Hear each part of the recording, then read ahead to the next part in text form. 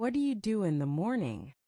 I wake up, brush my teeth, and have breakfast. When do you go to work? I go to work at 8 a.m. What activities do you enjoy after work? I like reading, watching TV, or spending time with friends. How do you usually travel to work? I usually take the bus or walk. What do you eat for lunch? I have sandwiches, fruits, or sometimes leftovers.